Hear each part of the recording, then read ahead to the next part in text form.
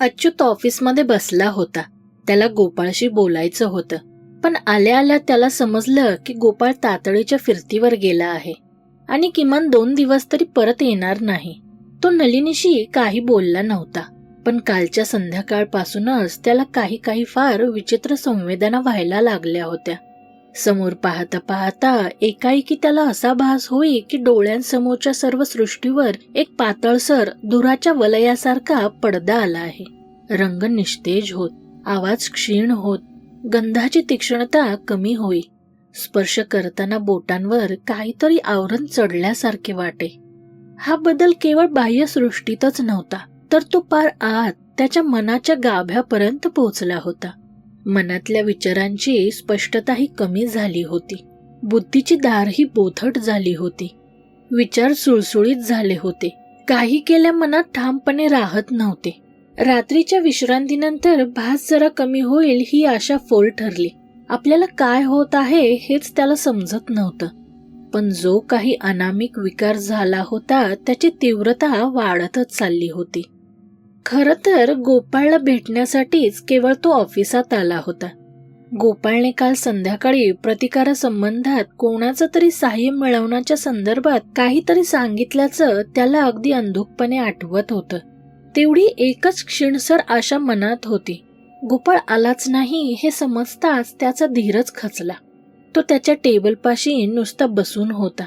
आरशावर एखादं तेलकट किटन चढलं की प्रतिबिंब जशी धुसर होत जातात तशी ऑफिसची खोली धुसर होत चालली होती. साहेबांनी बोलावलं आहे म्हणून निरोप सांगायला आलेल्या पिऊननी त्याच्या चेहऱ्याकडे एकदाच पाहिलं आणि घाईघाईने आत जाऊन साहेबांना सांगितलं की त्याची प्रकृती काही ठीक दिसत नाही. त्यांना आत बोलावू नका आणि काही विचारूही नका, कारण त्या अनुभिज्ञ साध्या माणसालाही अच्युतच्या उघड्या डोळ्यामागे काहीतरी वेगळंच, अनोळखी, जरासं भीतीदायक दबा धरून बसल्याची जाणीव झाली होती. वेळ उलटत चालला तशी बाह्य जगावर असलेली ही छाया जास्त गडद होत चालली होती.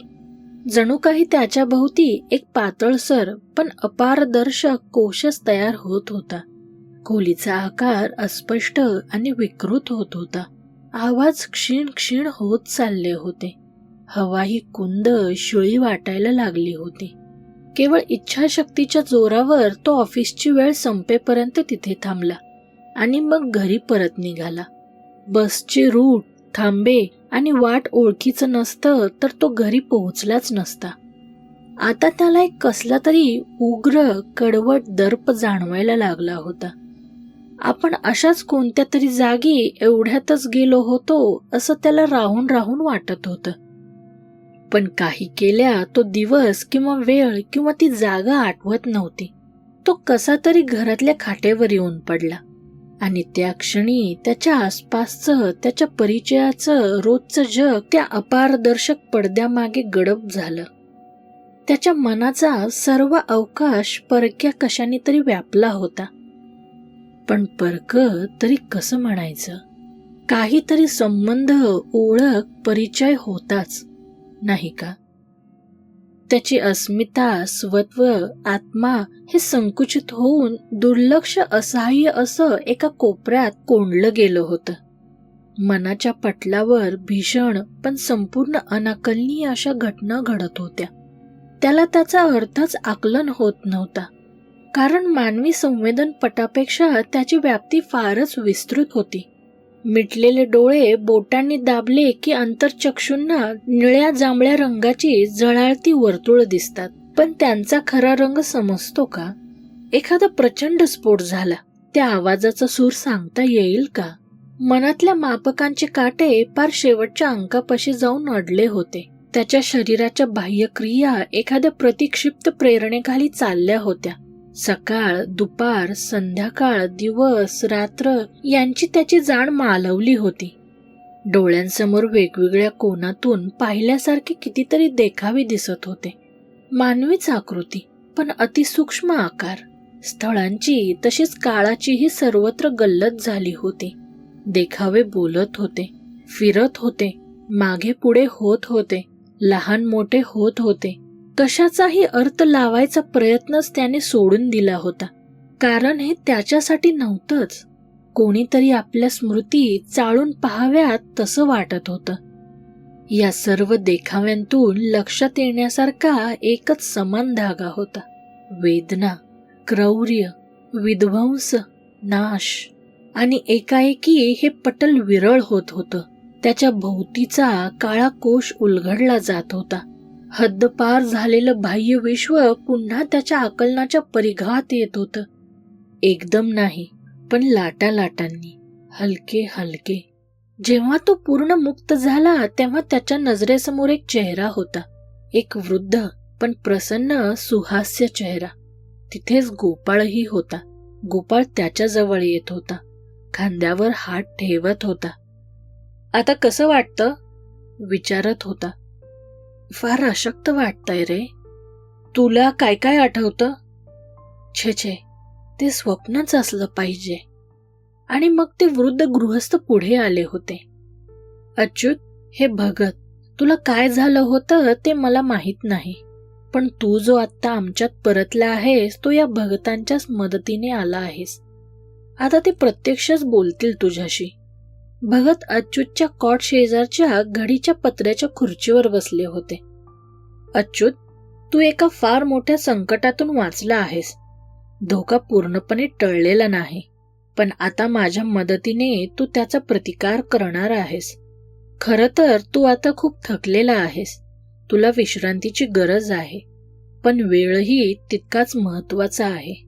आत्ताच आपण सर्वांनी आणखीन नेट लावला पाहिजे. या क्षणापुरता विचार करून विश्रांतीत वेळ घालवला तर हेच काम आणखीन कठीण होणार आहे. तेव्हा आता मी तुला एक कप दूध घ्यायला सांगणार आहे, काही प्रश्न विचारणार आहे, मग 2 तास विश्रांती घ्यायला सांगणार आहे आणि मग आपल्याला जायचं आहे. कुठे? अच्युतने अस्पष्ट आवाजात विचारलं. त्या पडक्या वाड्यावर, जिथे ती काळी जोगीण वस्ती करून राहिली आहे, जिथे या सर्व प्रकरणाची सुरुवात झाली तिथे. नलिनी आतून दूध घेऊन आली. अच्युतचा नैसर्गिक आवाज तिच्या कानावर कितीतरी दिवसानंतर प्रथमच येत होता. पण पुन्हा एकदा तिचं मध्यमवर्गीय मन इतरांसमोर भीड, संकोच आणि लज्जा याखाली कचरलं असावं, कारण तिची मान वर आली नाही, तोंडून शब्दही आला नाही.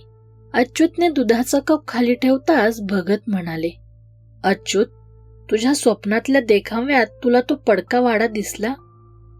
दिसला असेल, पण आठवत नाही. लक्षात राहण्यासारखी आणखीन एखादी जागा दिसली? एकमेकांपाशी उभी असलेली 3 उंच झाडं दिसली. त्यांचे इतर प्रश्न लोकांचे वेश, भाषा, कपडे इत्यादींबद्दल होते. 9:30च्या सुमारास ते म्हणाले, अच्युत, तू आता पडून राहा. झोप आली तर उत्तमच, नाहीतर नुसता पडून विश्रांती घे. 11:30च्या सुमारास मी तुला हाक मारणार आहे.